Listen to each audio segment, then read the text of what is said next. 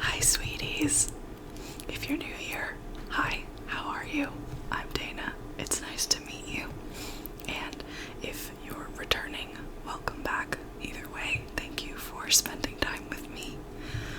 So, for the past couple weeks, we had some fun with I Spy Spooky Mansion. But I thought I would take a break from that just for this, well, at least for this week. And go back to reading for you guys. So today, we're jumping back into the Song of Achilles.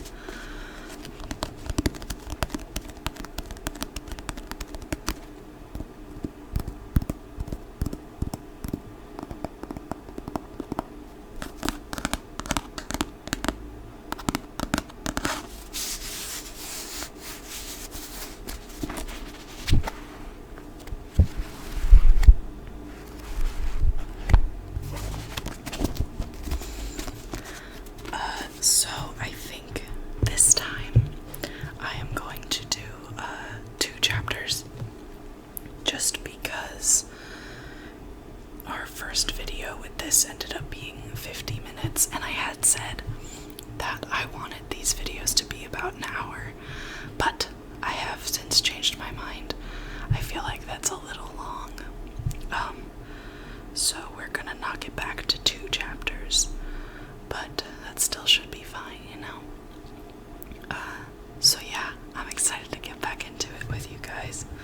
I have a cold cup of water here, just like last time.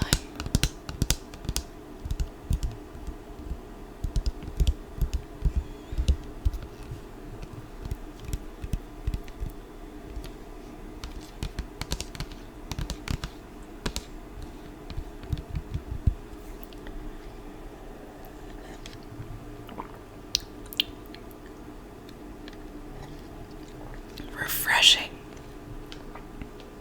I had a glass of juice earlier, watermelon juice, and it really made my mouth like, you know what I mean? Like I feel like it's left a film on my mouth. But yeah, so let's get started. We're hopping back in at chapter 4. Alright.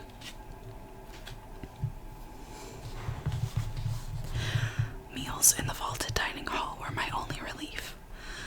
There, the walls did not seem to press in on me so much, and the dust from the courtyard did not clog in my throat. The buzz of constant voices eased as mouths were stuffed full. I could sit with my food alone and breathe again. It was the only time I saw Achilles. His days were separate, princely, filled with duties we had no part of. But he took each meal with us, circulating among the tables. In the huge hall, his beauty shone like a flame, vital and bright, drawing my eye against my will. His mouth was a plump bow, his nose an aristocratic arrow. When he was seated, his limbs did not skew as mine did, but arranged themselves with perfect grace, as if for a sculptor. Perhaps the most remarkable was his unself-consciousness. He did not preen or pout as other handsome children did. Indeed, he seemed utterly unaware of his effect on the boys around him. Though how he was, I could not imagine. They crowded him like dogs in their eagerness, tongues lolling. I watched all of this from my place at a corner table, bread crumpled in my fist. I have a bubble stuck in my throat. Sorry about that. The keen edge of my envy was like flint, a spark away from fire. On one of these days, he sat closer to me than usual, only a table distant. His dusty feet scuffed against the flagstones as he ate. They were not cracked and calloused as mine were, but pink and sweetly brown beneath the dirt. Prince, I sneered inside my head. He turned as if he had heard me. For a second, our eyes held, and I felt a shock run through me. I jerked my gaze away and busied myself with my bread. My cheeks were hot, and my skin prickled as if before a storm. When, at last, I ventured to look up again, he had turned back to his table and was speaking to the other boys. After that, I was craftier with my observation, kept my head down and my always ready to leap away. But he was craftier still. At least once at dinner he would turn and catch me before I could feign indifference. Those seconds, half seconds, that the line of our gaze connected, were the only moment in my day that I felt anything at all. The sudden swoop of my stomach, the coursing anger. I was like a fish eyeing the hook. In the 4th week of my exile, I walked into the dining hall to find him at the table where I always sat. My table, as I had come to think of it, since few others chose to share it with me. Now, because of him, the benches were full of jostling boys. I froze, caught between flight and fury. Anger won. This was mine, and he would not push me from it, no matter how many boys he brought. I sat at the last empty space, my shoulders tensed as if for a fight. Across the table, the boys postured and prattled about a spear and a bird that had died on the beach and the spring races.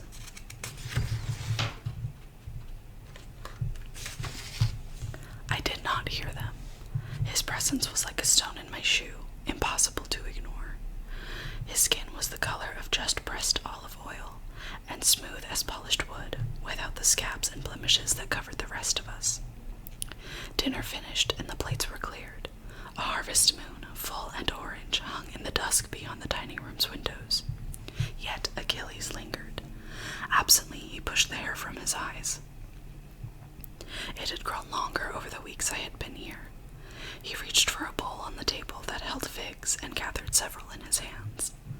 With a toss of his wrist, he flicked the figs into the air, 1, 2, 3, juggling them so lightly that their delicate skins did not bruise.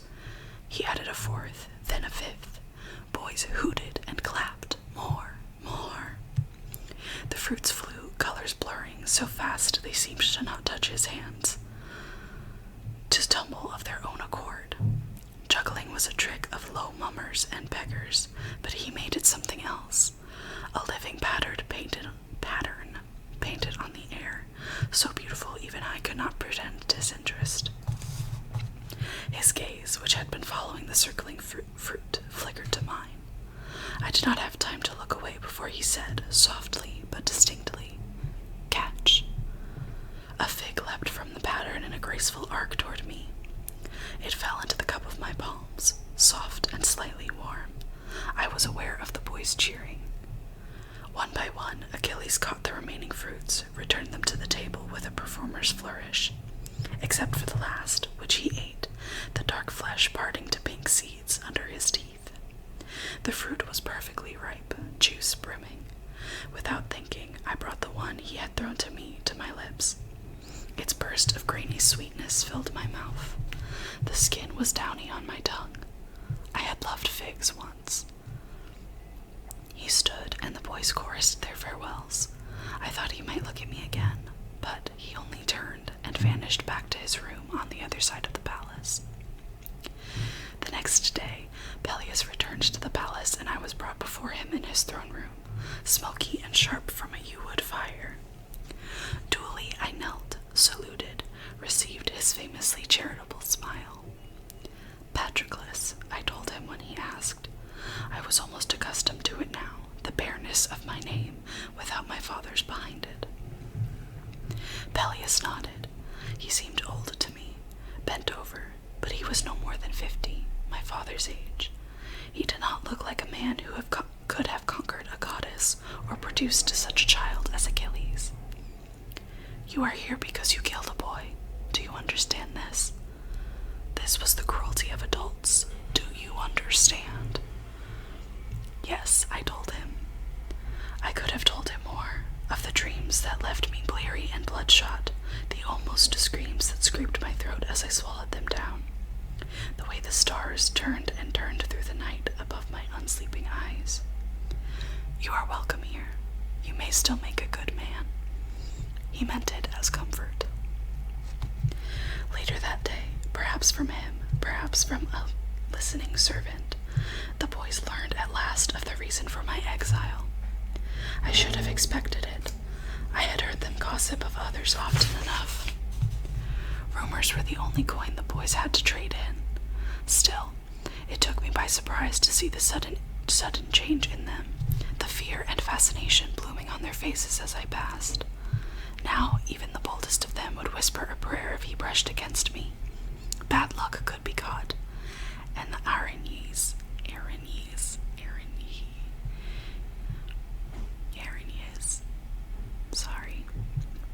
our hissing spirits of vengeance were not always particular.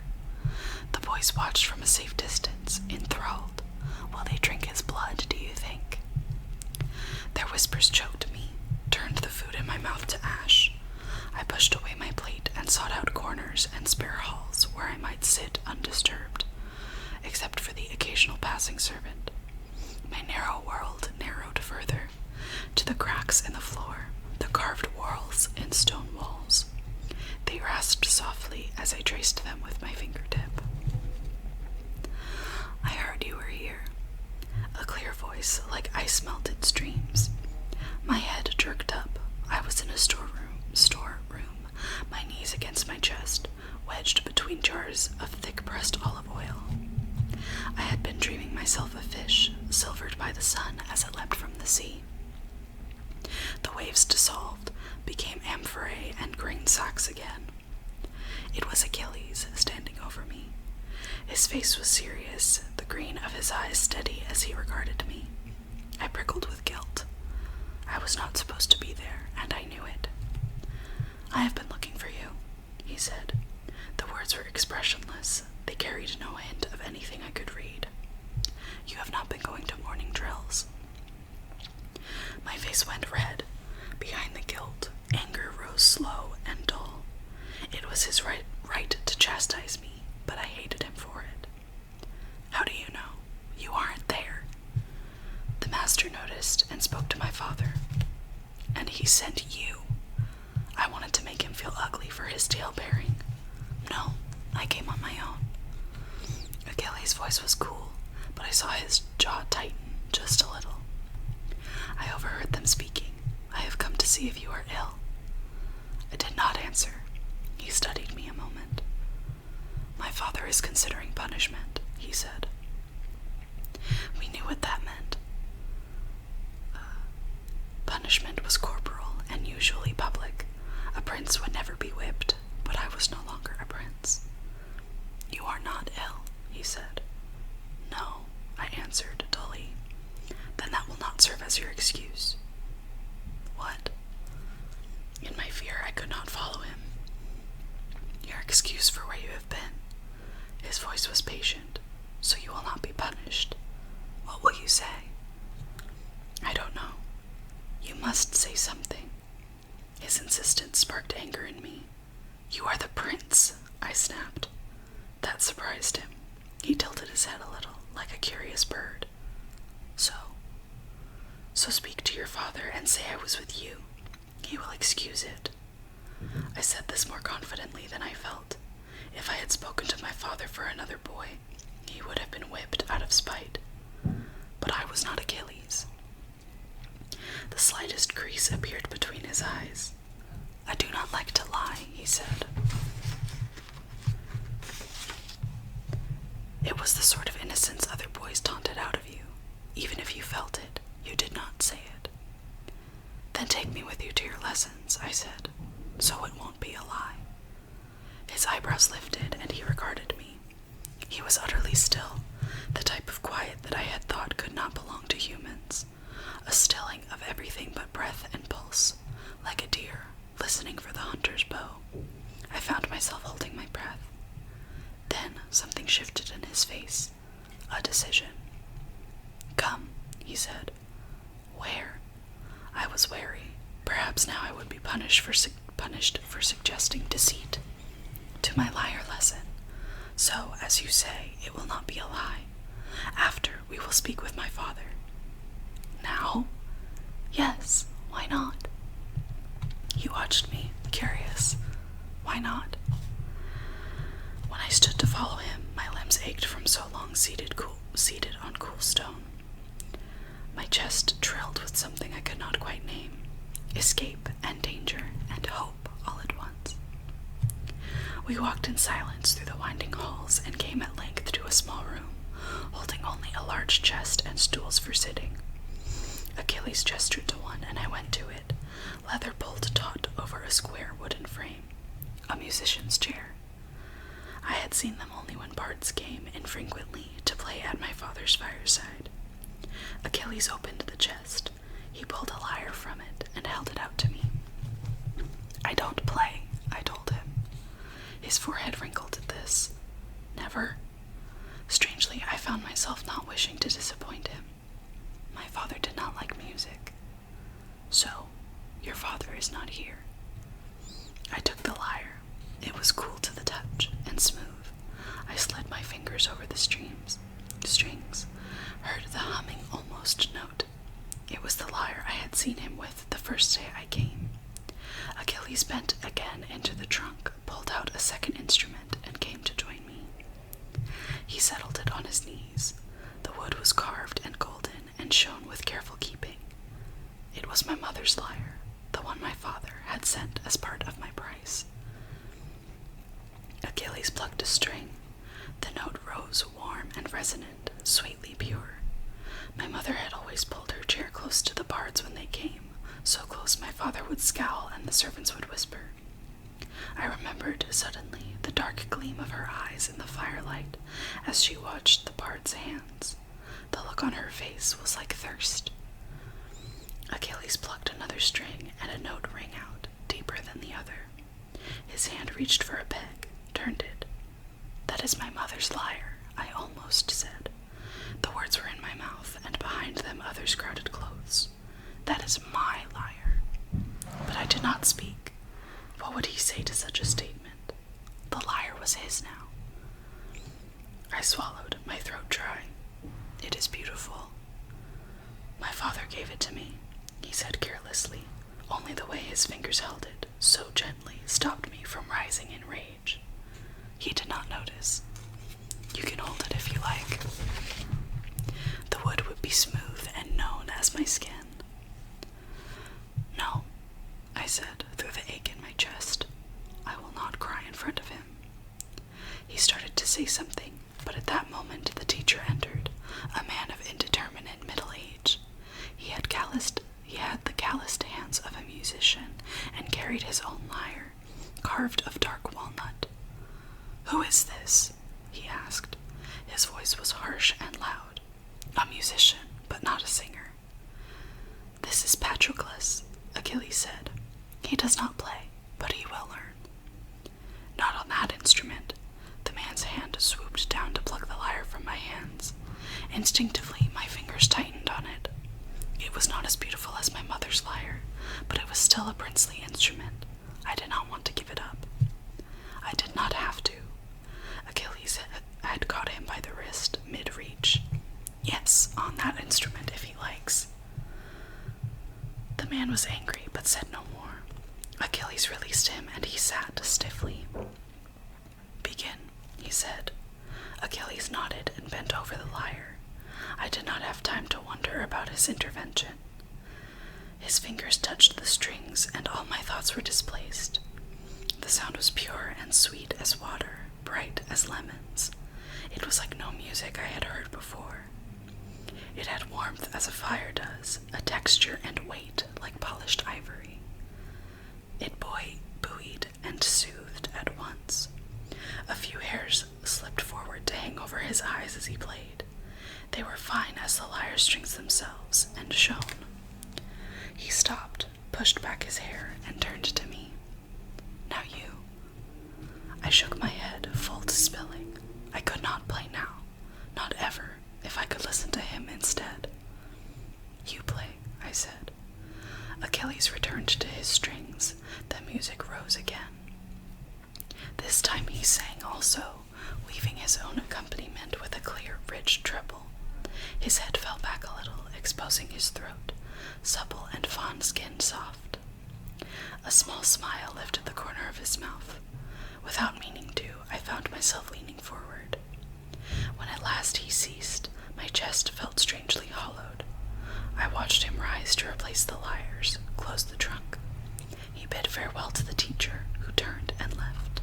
It took me a long moment before I came back to myself, to notice he was waiting for me. We will go see my father now. I did not quite trust myself to speak, so I nodded and followed him out of the room and up the twisting hallways to the king. Time to sip some water.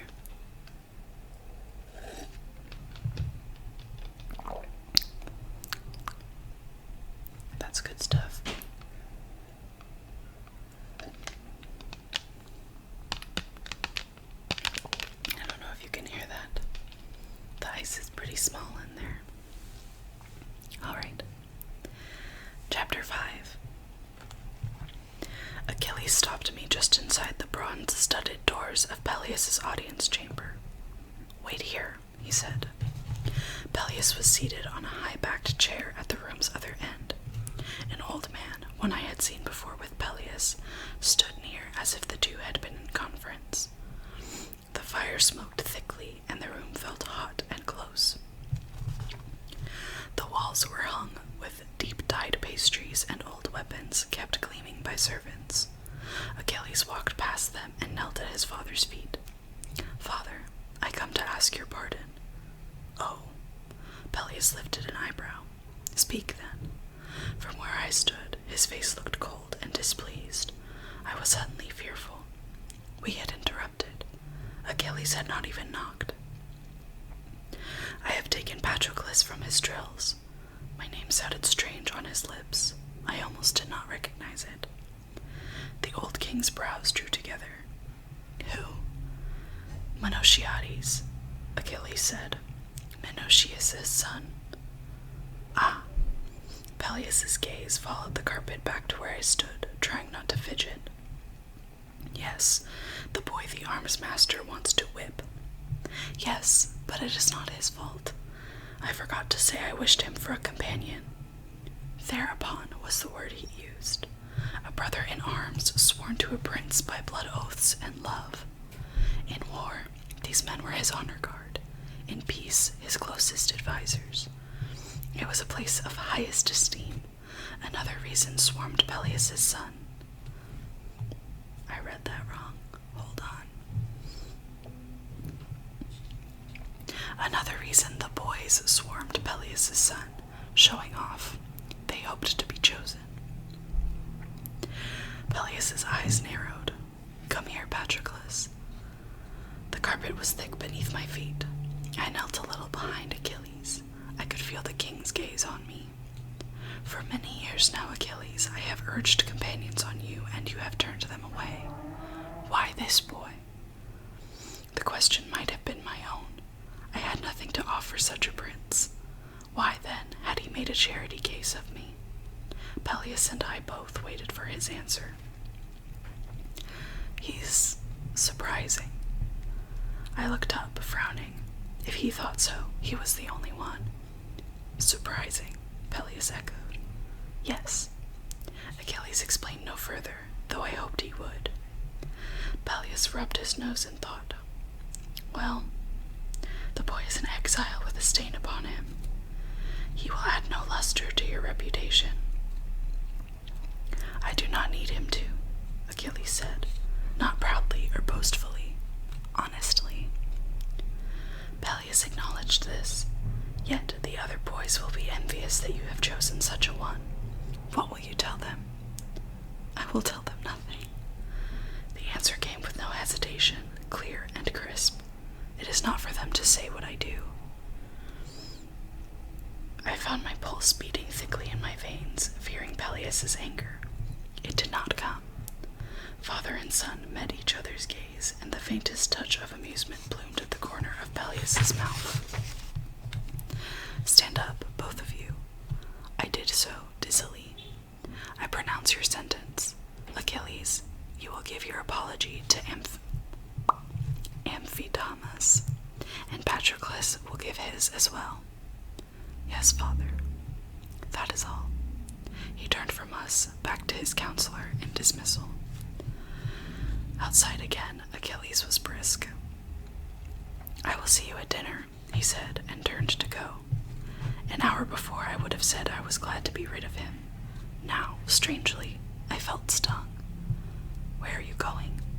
He stopped. "Drills." anyone sees me fight." The words came as if he were used to saying them. "Why?" He looked at me a long moment, as if weighing something. "My mother has forbidden it, because of the prophecy." "What prophecy?" I had not heard of this. "That I will be the best warrior of my generation." It sounded like something a young child would claim in make-believe, but he said it as simply as if he were giving his name. The question I wanted to ask was, "And are you the best?" Instead, I stuttered out, "When was the prophecy given?" "When I was born, just before. Alethea came and told it to my mother." Alethea, goddess of childbirth, rumored to preside in person over the birth of half-gods, those whose nativities were too important to be left to chance. I had forgotten. His mother is a goddess. "Is this known?" I was tentative, not wanting to press too far. "Some know of it, some do not, but that is why I go alone." But he didn't go. He watched me. He seemed to be waiting. "Then I will see you at dinner," I said at last. He nodded and left. He was already seated when I arrived, wedged at my table amid the usual clatter of boys. I had half expected him not to be, that I had dreamed the morning. As I sat, I met his eyes quickly, almost guiltily, then looked away. My face was flushing, I was sure. My hands felt heavy and awkward as they reached for the food. I was aware of every swallow, every expression on my face. My nose is so itchy right now. I don't know what's happening. Sorry. The meal was very good that night. Roasted fish dressed with lemon and herbs, fresh cheese and bread, and he ate well. The boys were unconcerned by my presence. They had long ago ceased to see me. Patroclus. Achilles did not slur my name, as people often did, running it together as if in a hurry to be rid of it. Instead, he rang each syllable. Patroclus. Around us, dinner was ending, the servants clearing the plates. I looked up, and the boys quieted, watching with interest. He did not usually address us by name. "Tonight, you're to sleep in my room," he said. I was so shocked that my mouth would have hung open, but the boys were there, and I had been raised with a prince's pride. "All right," I said. "A servant will bring your things." I could hear the thoughts of the staring boys as if they had said them. Why him? Peleus had spoken true. He had often encouraged Achilles to choose his companions, but in all those years Achilles showed no special interest in any of the boys, though he was polite to all, as befitted his upbringing. And now he had bestowed the long-awaited honor upon the most unlikely of us, small and ungrateful and probably cursed. He turned to go, and I followed him, trying not to stumble, feeling the eyes of the table on my back. He led me past my old room, and the chamber of state with its high-backed throne. Another turn, and we were in a portion of the palace I did not know, a wing that slanted down towards water. The walls were painted with bright patterns that bled to gray as his torch passed them. His room was so close to the sea that the air tasted of salt. There were no wall pictures here, only plain stone and a single soft rug.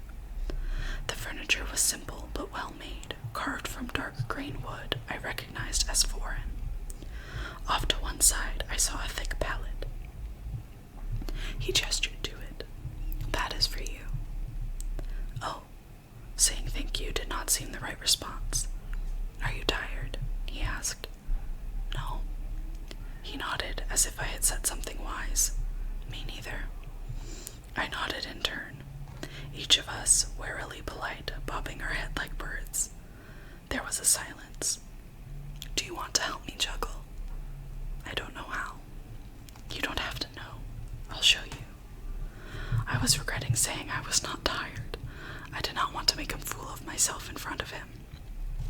But his face was hopeful, and I felt like a miser to refuse. "All right. How many can you hold?" "I don't know." "Show me your hand." rested his own palm against it. I tried not to startle. His skin was soft and slightly sticky from dinner. The plump finger pads brushing mine were very warm. About the same. It will be better to start with 2 then. Take these. He reached for 6 leather-covered balls, the type that mummers used. Obediently, I claimed 2. When I say, throw one to me, normally I would chafe, C-H-A-F-E, chafe at being bossed this way. But somehow the words did not sound like commands in his mouth. He began to juggle the remaining balls. Now, he said. I let the ball fly from my hand towards him, and he saw it pulled seamlessly into the circling blur.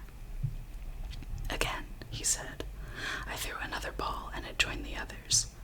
You do that well, he said. I looked up quickly. Was he mocking me? But his face was sincere. Catch. A ball came back to me, just like the fig at dinner. My part took no great skill, but I enjoyed it anyway. We found ourselves smiling at the satisfaction of each smooth catch and throw. After some time, he stopped, yawned.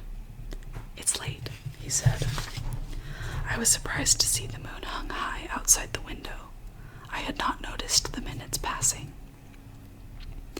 I sat on the pallet and watched as he busied himself with the tasks of bed, washing his face with water from a wide-mouthed ewer, untying the bit of leather that bound his hair.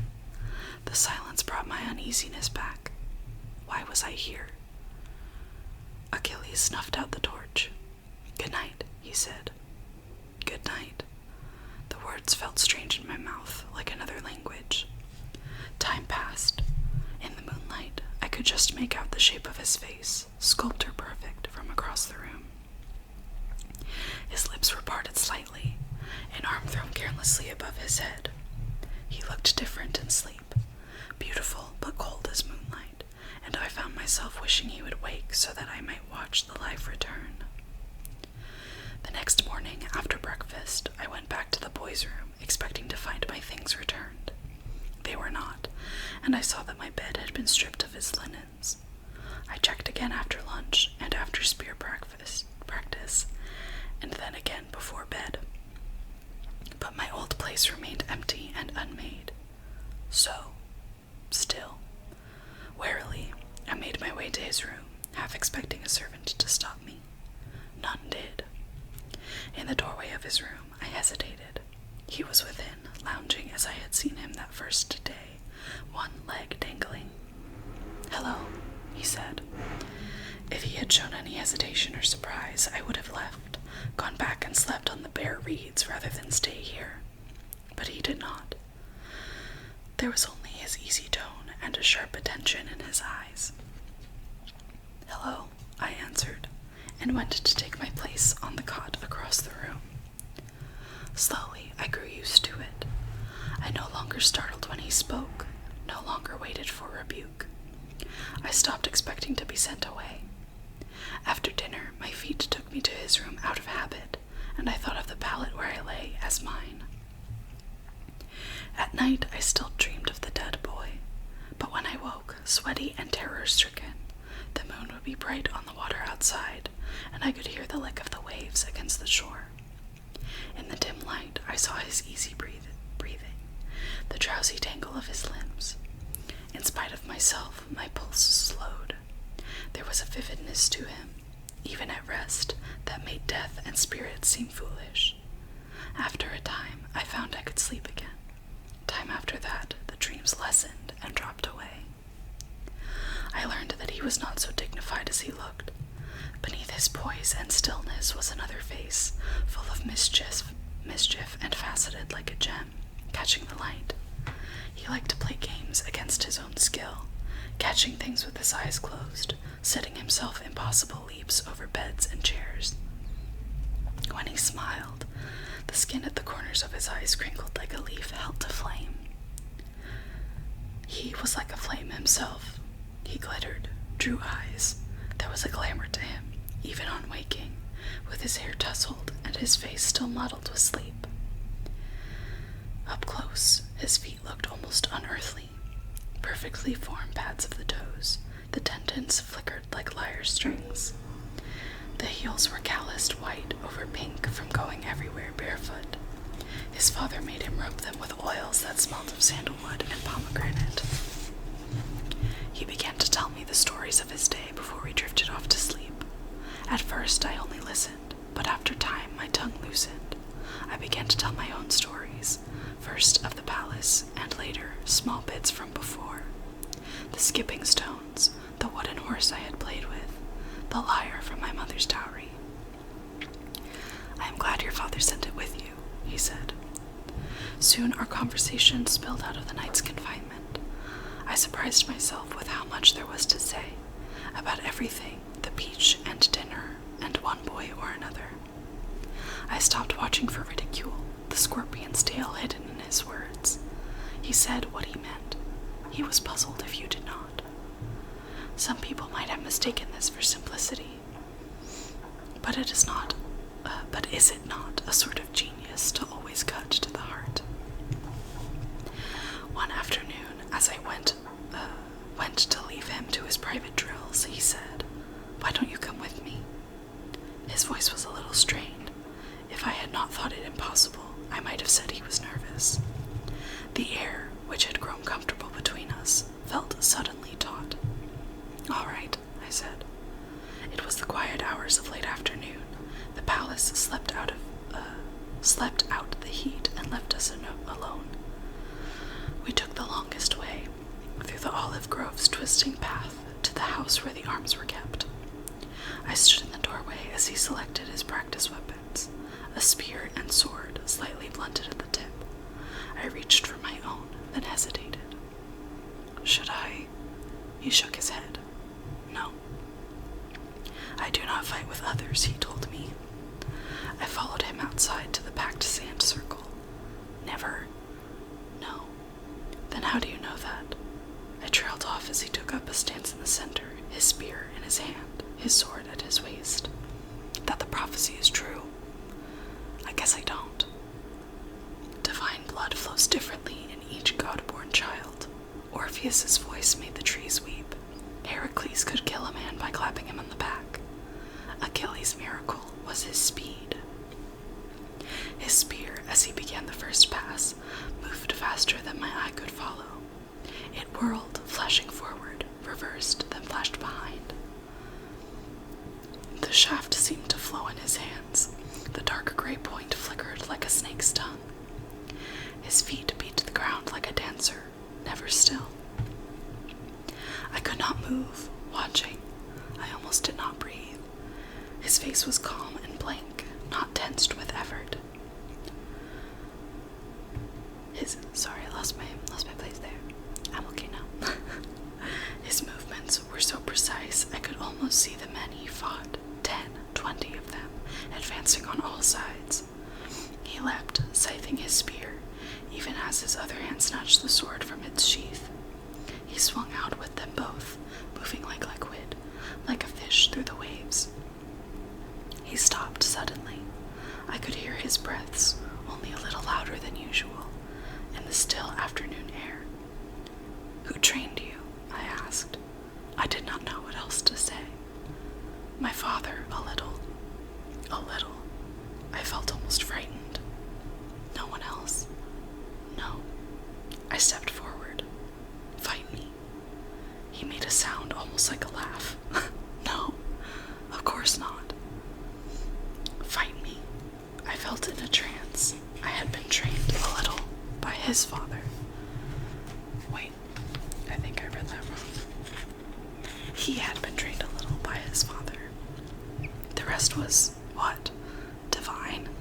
This was more of the gods than I had seen in my life. He made it look beautiful, this sweating, hacking art of ours. I understood why his father did not let him fight in front of others. How could any ordinary man take pride in his own skill when there was this in the world? I don't want to. I dare you. You don't have any weapons. I'll get them. He knelt and laid his weapons in the dirt. His eyes met mine. I will not. Do not ask me again. I will ask you again. You cannot forbid me. I stepped forward, defiant. Something burned hot in me now, an impatience, a certainty. I would have this thing. He would give it to me. His face twisted, and almost I thought I saw anger. This pleased me. I would go to him, if nothing else. He would fight me then. My nerves sang with the danger of it. But instead, he walked away, his weapons abandoned in the dust. Come back, I said. Then louder, come back. Are you afraid? That strange half-laugh again, his back still turned. No, I am not afraid. You should be. I meant it as a joke, an easing, but it did not sound that way in the still air that hung between us. His back stared at me, unmoving, unmovable. I will make him look at me, I thought. My legs swallowed up the 5 steps between us, and I crashed into his back. He stumbled forward, falling, and I clung to him. We landed, and I heard the quick huff of his breath as it was driven from him. But before I could speak, he was twisting around beneath me, had seized my wrists in his hands. I struggled, not sure what I had meant to do. But here was resistance, and that was something I could fight. Let me go. I yanked my wrists against his grip. No. In a swift motion, he rolled me beneath him, pinning me, his knees in my belly. I panted, angry but strangely satisfied. I have never seen anyone fight the way you do, I told him. Confession or accusation, or both. You have not seen much. I bridled despite the mildness of his tone. You know what I mean. His eyes were unreadable. Over us both, the unripe olives rattled gently. Maybe. What do you mean? I twisted hard and he let go. We sat up, our tunics dusty and stuck to our backs. I mean, I broke off. There was an edge to me now, that familiar keenness of anger and envy struck to life like flint. But the bitter words died even as I thought them. There is no one like you, I said at last. He regarded me a moment in silence. So, something in the way he spoke it drained the last of my anger from me. I had minded once, but who was I now to begrudge such a thing? As if he heard me, he smiled, and his face was like the sun. So that's where we'll end for today. I hope you enjoyed those chapters. I know I did. I'll say it every time. This is my favorite book. I love this book so much. So yeah, now Achilles and Patroclus are bound together. He's Achilles' companion. So now, they're forced to be friends, forced to be buds by obligation. But they seem to be getting along, don't you think? Yeah. So, like I said, that's where we'll leave off for today. Thank you so much for joining me, and I hope to see you again in the next video. See you then, sweetie. Bye.